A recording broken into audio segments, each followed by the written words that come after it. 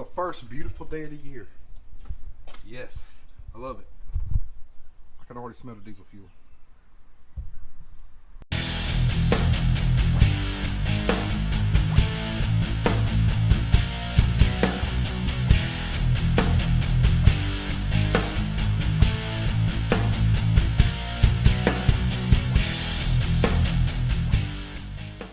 What's going on, everybody? It's been a long time since I uploaded a video. I've been busy. The weather has been super crappy. It's obviously not the case today. Throughout the winter time, my bird here has created its own fuel leaks. I got a few problems, and I'm going to get all of them fixed today. One of my problems is that mechanical fuel pump is pouring, so I'm going to swap it out today. And I'm going to get rid of this whole garbage right here. About a year ago, I did a video on how to prime and swap that filter out, but that thing is troublesome and I'm over it. So I plan on putting a different setup on it that actually retains the heater and the water and fuel light. All right, everybody, I'm gonna start by getting this thing off, and this is what I selected to replace it with. This come off it didn't come off.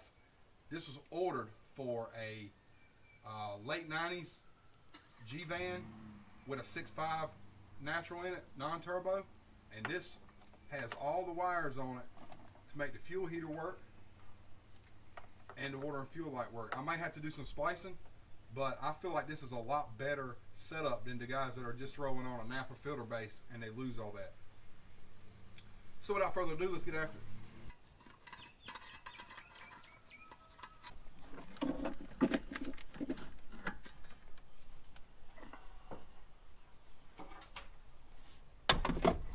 I've already got my pan under here because I'm getting ready to make a great big mess. There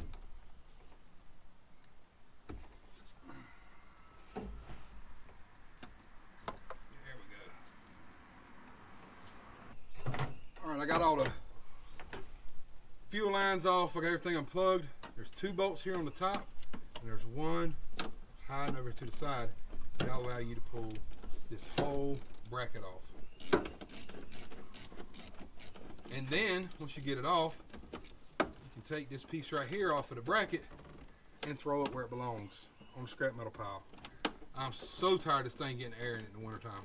Like it needs any help not starting in the wintertime. All right, let's get this filter down here on the ground, this filter base on the ground where we can look at it. I want to retain this bracket because I'm going to use that to mount the new setup on. Oh, these are tight. I got this 410 millimeters out. This is the bracket that you want. And the rest of this right here is garbage. Bye-bye. Now I didn't pick up nothing.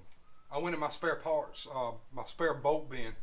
Every mechanic has a spare bolts bin, and it always comes in handy so you don't have to go to the store. So what I did, if you don't have a spare bolts bin, first of all, you need to get one. If you go to the junkyard, all the bolts you take off, throw them in your pocket. And I found some bolts that match up to the filter base, see? That saved me a trip going to the store. And what I'm going to end up doing is I'm going to take this base right here and I'm going to hog one of these holes out to where it's bigger, and then I'm going to have to drill a new one because it's a different pattern. But you want that bracket to sit, or the new fuel filter base to sit as high on that bracket as possible. Don't have it down here because then it'll start contacting the valve cover, at least on these square body trucks. As you can see, I hogged out that one hole on this side, and I put a bolt in there, and I got it lined up, but the hole don't line up on this side. So what I'm gonna have to do, the way I'm gonna do it is I'm gonna take a drill bit that's just a tad smaller than the threads in the hole. I'm gonna make a pilot hole, and then I'm gonna take the other drill bit to make it the same size as this side, and then I'll have a filter base on the bracket that bolts to the firewall.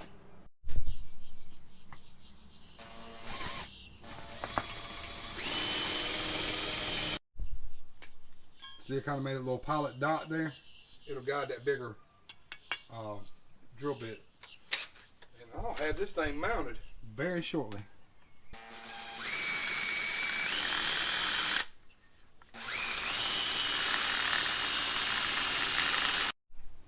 So I screwed up and I ended up drilling it. The drill bit walked on me, so all I did is just took my whiz wheel and notched it. But it'll be all right. Look at that awesome finished result section I got right there. Now that I got the bracket mounted up, it's time to figure out these fittings. I don't know what fittings come in the van chassis that these guys come on from the factory, but I got to figure it out with a few brass fittings. Check it out. These are all the brass fittings that you will need with Home Depot part numbers that you will need to make this work on this chassis. You need to take special note. I don't know if the camera can pick it up real good. There it is. You see there's an arrow going in. There's an arrow going out. Make sure that coming from the fuel pump goes in that hole, and going to the injection pump comes out that hole. Alright, now I walked into Home Depot with this fuel filter housing, and these threads right here are kind of screw up, but they're actually flare FL threads, 3/8. And that right there, see they screw right in.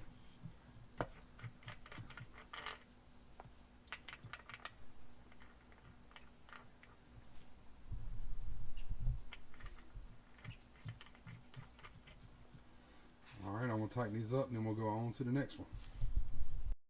Now that part's done, we got these, what are they? Now it's 3/8 MIP threads. We're going to put these elbows on. What that's going to do is it's going to make the barb fence point down to where those hoses are coming from. You know what? I should use Teflon tape for this. But just for demonstration purposes, I'll show you what I got going on and then I'll assemble it off camera completely with Teflon. Finished product right there. Have provisions for the fuel lines to go on there. Notice I got the 1/4 inch one. It's going to be facing the front, and the 3/8 one is going to be facing the firewall. This is in, that 3/8 line coming in. This is the one, or from the fuel pump, this one's going to the injection pump.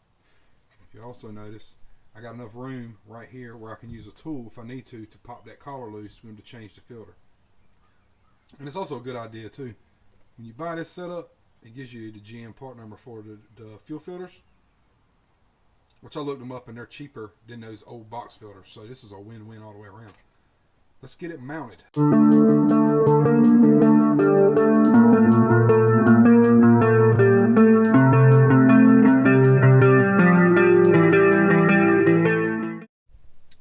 Well, I ran into a problem I didn't account for. These fittings are awfully close to the transmission dipstick. So all I'm going to do is just kind of tweak that rascal up out of the way. Yeah.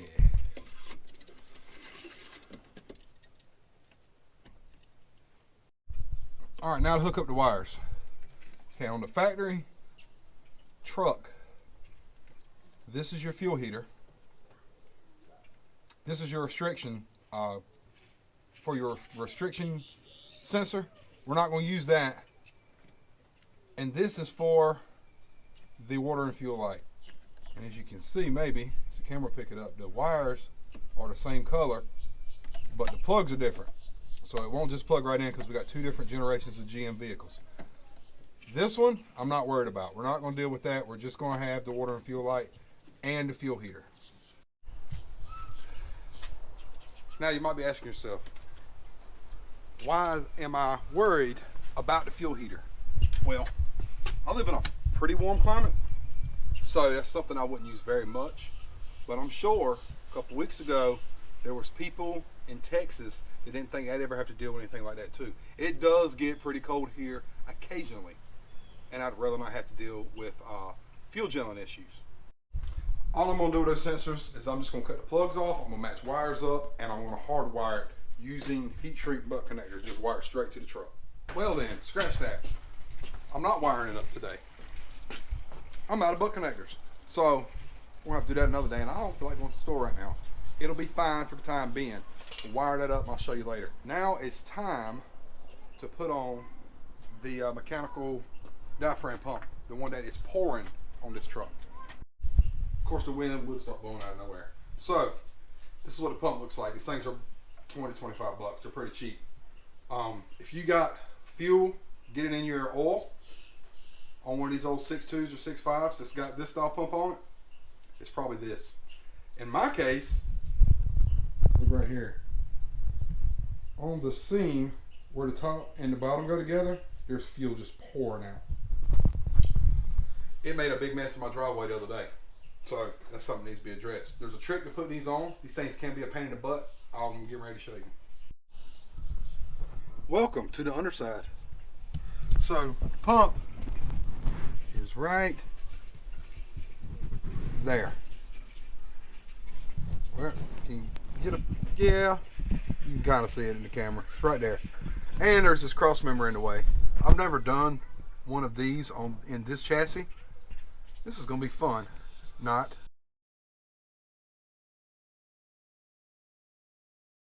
All right, everybody, I got it off. I really couldn't film getting it off because it's kind of in a precarious position. I just want to show everybody the way this little arm sticks out. And there's a rod that comes in and pushes on it and runs off the camshaft. Ugh, I'm making a mess. And you see that spring's got some stank on it. But pretty much, as the camshaft turns, it's got a bump on it, and it pushes on this and makes that diaphragm go up and down inside, like chugga, chugga, chugga, chugga, and it pumps fuel. It don't pump a lot of pressure, but it pumps a lot of volume. Some things to think about if you're replacing one of these is the gasket come off pretty good on this one, but I'm going to clean the side of the engine block, even though it kind of sucks to get to. Make sure it's good and clean, because if you don't get this gasket right, you will have an oil leak. You saw the oil coming out of it. Also, make sure that the push rod that's inside the engine block that pushes on this don't fall out. Because if it does and you didn't catch it, you didn't see it fall out, then you're going to put it on there and it's not going to be pumping. Also, if you have trouble getting this thing on, it may be that the push rod is pushed all the way out. You'll have to roll the engine over and get it where you can push the push rod back in to get this thing to go on a lot easier. Let me do a doodle for you real quick. All right, this is what I was talking about. It's a very crudely drawn diagram, I guess you could say. This is the fuel pump. This is kind of where it bolts onto the engine block. And you've got that little arm that I showed you earlier. And you've got a push rod, and that's kind of just to kind of visualize what it looks like inside the engine. So the camshaft lobe is not your normal egg shape one like opens the valves. It's kind of an offset circle type job. And if you have trouble getting the fuel pump on and compressing that spring, because that spring's got a lot of stank on it, you're going to want the camshaft. Let me see if I can do this with one hand. So you're going to want it to look more like that. So it's on the back side of the camshaft, and this rod will be further up in the block, and you don't have to stank that spring as much. Makes it much easier. Now hopefully I won't have to roll the engine over. Maybe it stopped in the right spot and I'll get lucky. We'll see. Well, folks, I did not get lucky. Fuel pump rod slid out. And it slid out against this plate. Boom! So sometimes you can get by with fishing that little arm behind this plate. I went ahead and took it off. Cleaned it up real nice. Look at that. I'll show you the trick to get this rod to stay in there.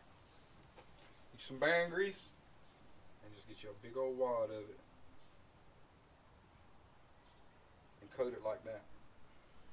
And what it's going to do is the sticky part of bearing grease is going to keep it in the block. And as soon as the oil gets hot, it'll melt it. It'll be fine. It ain't going to hurt a thing. I got that push rod stuck in there with the grease. It's staying. Check this out. I'm glad they did this. So this gasket can be a bear to get lined up. But what they did is they cut the holes for the gasket just a little bit smaller than the bolt. So, come on now. And as you can see, it'll hold the bolts in there. See, look. And then we'll take the plate, stick the arm through there. Oh, that's nasty. I need to get it off there. And it will look like this. And then we will bolt all of this on the side of the block, like just like that. I need to put a little bit of silicone around here to seal this. Stand by.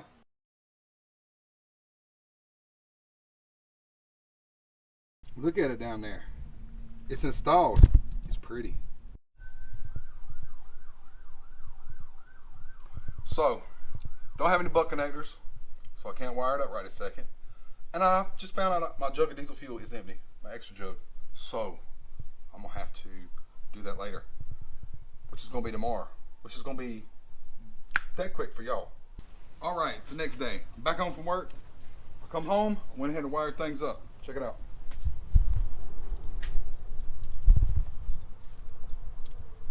Just did a little cable management back there, and all you want to do is you got one plug that comes off this new style filter that's got 3 wires. There's a yellow, pink, and black. And then this 3-wire plug right here is yellow, pink, even though that's not really pink no more, but trust me, it was pink at one time. Wired is color match dim. Don't worry about this one, because this is to the restriction gauge. Remember, we're not using that one. And this one is to the fuel heater. It's a, if you rub it off, it was a pink or a red and a black. You're gonna wire that to the fuel heater, which is on top right there. You're gonna have to crack that fuel heater because it's oriented the wrong way, but it spins around, it's fine. You're gonna have to take it loose in a minute anyway, I'll show you. Because it's prime time. See what I did there? Check it out, this is the easiest filter to prime. All right, everything's all hooked up. You gotta break loose this collar, I've already done that. You pick it up, then fuel heater comes out, and there's a hole right here that's a straight shot into your filter. When you put it back on, make sure that, see this O-ring? Make sure it's sitting in the right spot. All you have to do now, get you a nice little tiny filter like this, stick it right in the top. This is diesel fuel, not oil. Get you a jug of diesel fuel and pour it in the filter. In a pinch, you can use ATF. Look at it drinking. Yes, you can use ATF to prime a diesel filter in a pinch.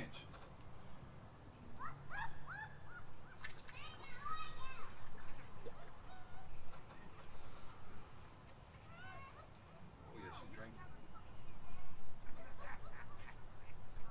Oh, yep, it's full. All right, I got everything primed up. Let's see if it'll start. It's probably gonna run like doo-doo balls for a minute, because no matter how good you prime it or how much fuel you get in that filter, it's always got a couple of little air pockets in somewhere, and it'll take a minute to get it all out. Oh, that's a good sign. See that?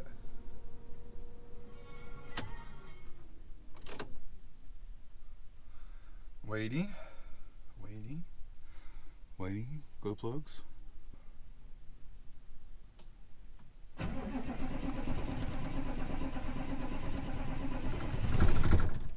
Almost.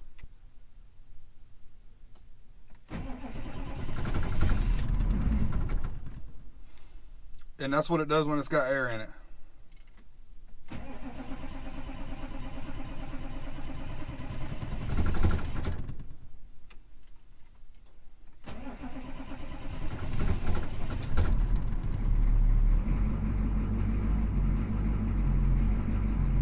Yay!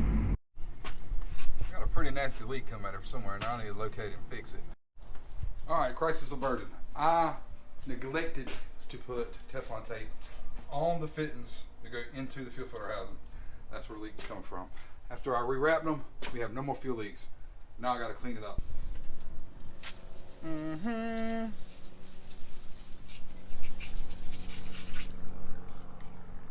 Yeah.